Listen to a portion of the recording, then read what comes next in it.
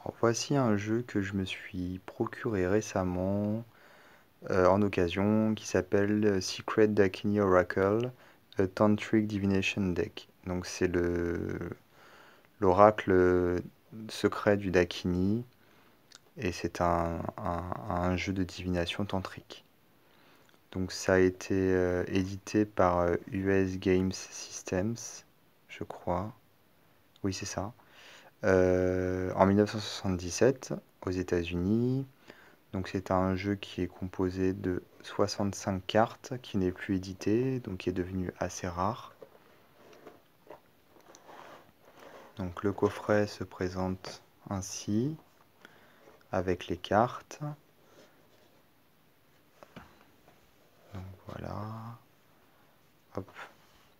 Il n'y a pas de livre, par contre on a des cartes descriptives qui aident à l'utilisation du jeu. Donc on a une introduction à ce que c'est, à ce qu'est exactement et à ce que représente le jeu qui est basé donc sur les Dakini, qui sont des sortes d'archétypes orientaux qui mêlent finalement des symboles orientaux mais également occidentaux et avec une connotation tantrique. Là on a des méthodes de tirage avec l'arbre de vie, il y avait la croix celtique également, l'arbre de vie et le The Great Universe Map. En gros, ça veut dire la grande carte de l'univers. Donc c'est encore une autre méthode de tirage et qui se base sur les signes astrologiques occidentaux. Puisque comme je disais, le jeu mêle l'oriental et l'occidental, donc les deux cultures. Et ensuite, on a ici... Alors attendez, parce que... Voilà, là, c'est comment est composé le jeu. Donc, ils expliquent que de la 0 à la 21, on retrouve les cartes, les arcanes majeures du tarot. Et ensuite, de la 22 à la 31, on a les 10 mineurs qui correspondent aux épées. De la 32 à la 41 qui correspondent aux bâtons. De la 42 à la 51 qui correspondent aux coupes, de la 52 à la 61 qui correspond au denier, et la 62 qui correspond au passé, 63 présent, 64 futur. Et là, on a la signification des cartes, avec le nom de la carte, le numéro, le nom, la signification et la correspondance par rapport au tarot. Et voilà, et on a à la fin, effectivement, le passé, le présent et le futur. Alors, c'est un jeu qui se sert d'une technique de collage en termes d'illustration. Donc ce sont des collages tout simplement.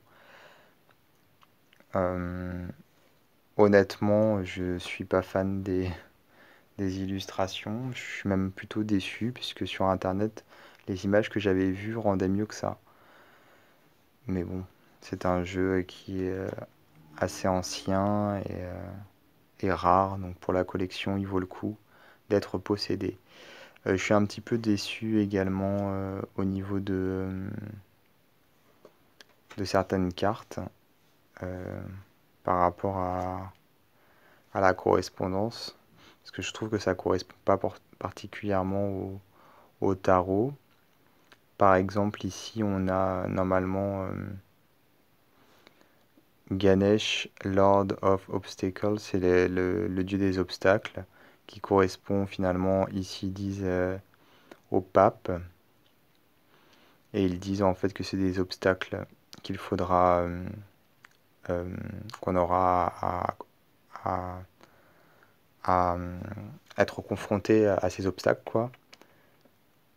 Donc moi je trouve pas que le pape ce soit des obstacles particulièrement. Enfin, je le vois pas trop comme ça.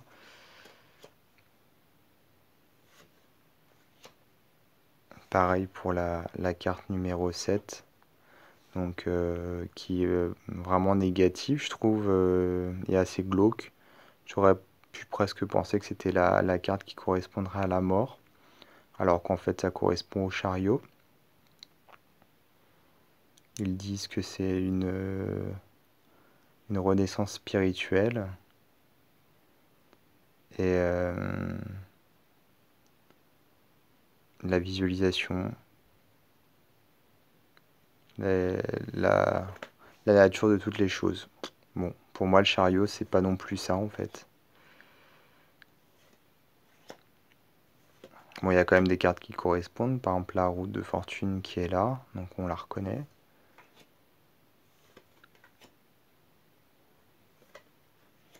Bon, la mort.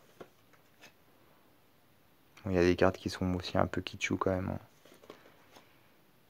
D'autres qui font peur.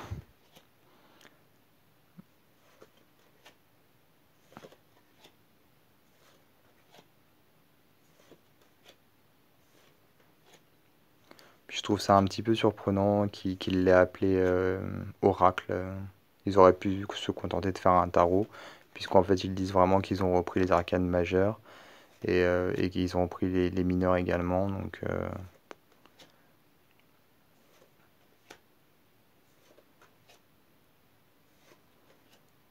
bon, ils abordent le côté tantrique dans les cartes de présentation, mais bon, après en termes de signification, c'est pareil, on le retrouve pas non plus. Dans les cartes qui sont ici, ce sont des significations, on va dire, classiques, je veux dire, voilà. Il y a quand même des images qui s'y rapportent, mais bon, c'est pas non plus exceptionnel.